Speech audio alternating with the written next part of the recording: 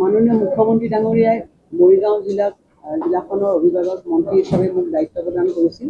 আৰু সেই মৰ্মে আজি মই দিনৰ আগভাগতে এই জিলাখনত আহি উপস্থিত হৈ প্ৰায় আমি 3 ঘণ্টা জোৰা জিলাখনৰ মূল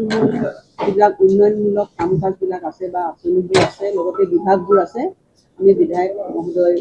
দুগৰাকী ইয়াত উপস্থিত আছিল উপায়ুক্তৰ বিষয়াসকলৰ লগত আমি একেবাৰে যিমানখিনি পাৰোঁ এটা সাম্যক মই এটা ধাৰণা ল'বলৈ চেষ্টা চলালোঁ যিহেতু মানে এতিয়া বাৰিষা আহি আছে মোৰ প্ৰধান উদ্দেশ্যটো হ'ল যে যিহেতু বানপানী আহি আছে বানপানীত আমি কেনেধৰণে জিলাখনে ফ্লাড প্ৰিপেয়াৰনেছ আমি কৰিম সেইখিনি সম্পূৰ্ণ সজাগ থাকিবৰ কাৰণে জিলা উপায়ুক্তক মই তেখেতক মই নিৰ্দেশ দিলোঁ যাতে কোনো কাৰণতে যে বানপানীৰ মানে সমস্যাত যাতে আমাৰ জিলাখন ভুক্তভোগী নহয় ইয়াত এটা ভাল লগা কথা হ'ল যে সাধাৰণতে আমি মৰিগাঁও জিলাখনক বানপানী উপযুক্ত জিলা বুলি ইমান দিন দেখি আহিছোঁ কিন্তু যোৱা সময়ছোৱা এই জিলাখনৰ যিটো ব্ৰহ্মপুত্ৰৰ বান্ধ তাৰ পৰা যথেষ্টখিনি জিলাবাসীয়ে সকাহ লাভ কৰিবলৈ সক্ষম হৈছে এইটো জানি মই ভাল পালোঁ তথাপিও যাতে জিলাবাসী বানপানীৰ পৰা সুৰক্ষিত হৈ থাকে তাৰ বাবে মই নিৰ্দেশ প্ৰদান কৰিছোঁ আৰু দ্বিতীয়তে বিভিন্ন বিভাগৰ যিবিলাক ফ্লেগশ্বিপ প্ৰগ্ৰামবিলাক চলি আছে ডাঙৰ ডাঙৰ প্ৰজেক্ট চলি আছে যেনেধৰণে ইয়াত এখন মেডিকেল কলেজ চলি আছে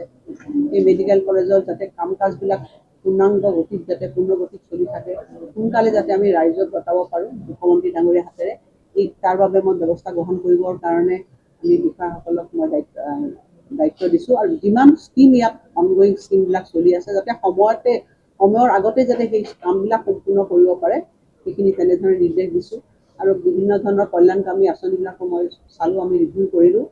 শিক্ষাৰ ক্ষেত্ৰত আমি ইয়াত চালোঁ যে ইয়াত লগৰ মেট্ৰিকৰ পাৰ্চেণ্টেজ 58% হৈছে কেনেকৈ বৃদ্ধি কৰিব লাগে বা শিক্ষাৰ অন্তৰ্গত আমি স্কুলৰ ড্ৰপ আউট আমি কেনেধৰণে কমাব পাৰোঁ হ্ৰাস কৰিব পাৰোঁ ইয়াত যাতে আমি লিটাৰেচি পাৰ্চেণ্টেজ বঢ়াব পাৰোঁ গোটেইখিনি কথা আমি বিশদভাৱে চাইছোঁ আজি মই এটা আচলতে এটা প্ৰিলিমিনাৰী এটা মই জ্ঞানহে ল'লোঁ ইয়াৰ পিছত আমি যেতিয়া আহিম মই ডেস্কলৈ যাম ইয়াত 5টা ডেভেলপমেণ্ট ব্লক আছে সেই ডেভেলপমেণ্ট ব্লকবিলাকলৈ গৈ পেলাই তাৰ সমস্যা মই বুজ ল'ম ৰাইজৰ লগতো কথা পাতিম আৰু লগতে আমি কেনেধৰণে আগন্তুক দিনত আমি কেনেধৰণে জিলাখনক আগবঢ়াই লৈ যাব পাৰোঁ তাৰ এটা ৰোডমেপ তৈয়াৰ কৰিম গতিকে মই এইখিনিকে আপোনালোকক ক'লোঁ সঁচাকৈ মই গৌৰৱ অনুভৱ কৰিছোঁ যে মৰিগাঁও এখন সঁচাকৈ আগবাঢ়িবলৈ ধৰা এখন জিলা যিহেতু ইয়াত ছেমি কণ্ডাক্টৰ প্ৰজেক্টৰ নিচিনা এটা ডাঙৰ প্ৰজেক্ট ইয়াত চলিছে যি আমাৰ গোটেই অসমৰ উদ্যোগীকৰণৰ সম্ভাৱনাটো ইয়াৰ পৰা আৰম্ভণি হৈছে আৰু বিভিন্ন ধৰণৰ প্ৰজেক্ট নতুন নতুন প্ৰজেক্ট জিলাখনলৈ আহিব তাৰ লগতে যাতে মৰিগাঁও যিটো সদৰ মৰিগাঁও যিটো কি বুলি কয় টাউনখন সেইখন টাউনৰ যদি যিখিনি চিভিক যিখিনি এমিনিটিজ আছে সেইখিনি বিষয়ে আমি কথা পাতিছোঁ তেতিয়া মই আজি আপোনালোকক এইটোৱে বাৰ্তা দিব পাৰিম যে এটা নতুন যে আমি এটা উদ্যমেৰে মুখ্যমন্ত্ৰী ডাঙৰীয়াই আমাক সকলো মন্ত্ৰীসকলক জিলাবিলাকৰ দায়িত্ব দি পঠাইছে আৰু তেখেতৰ সেই ইচ্ছা আমি বিধায়কসকল লগত আছে নিৰ্বাচিত ৰাইজৰ প্ৰতিনিধিসকল বা বিষয়াসকল আছে আমি টীম মৰিগাঁও হিচাপে জিলাখনক আমি আগুৱাই লৈ যাবলৈ আমি দিনে ৰাতি আহ্বান চেষ্টা পৰ্যটন ক্ষেত্ৰখনৰ কথা যদি মৰিগাঁও কওঁ আপুনি পবিতৰাখন মৰিগাঁও জিলা বা আপুনি যদি চাই গুহা ৰাজ্য আছে ইয়াতে ঐতিহাসিক এটা ঠাই এই ঠাইবিলাক পৰ্যবেক্ষণ কৰিবৰ কাৰণে যিবিলাক টুৰিষ্ট আহিব লাগে আচলতে যেনেধৰণে প্ৰচাৰ বা যিধৰণে সংৰক্ষণ কৰিব লাগে আপুনি যিটো নতুনকৈ এটা দায়িত্ব লৈছে এই ক্ষেত্ৰত আপুনি কিবা পৰিকল্পনা বা কেনেধৰণৰ আজি যিহেতু এটা ৰিভিউ হৈছে এই ধৰণৰ কথা বতৰাবিলাক আমি আজি আচলতে মই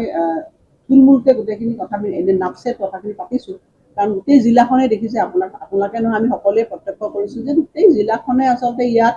এটা প্ৰাকৃতিক সৌন্দৰ্য আছে বিভিন্ন ধৰণৰ পৰ্যটনৰ সময়বিলাক আছে ভৱিষ্যতে মই ডেফিনেটলি এই জিলাখনক পৰ্যটনৰ ক্ষেত্ৰত আগবঢ়াই লৈ যাব পালে মই প্ৰচেষ্টা কৰিম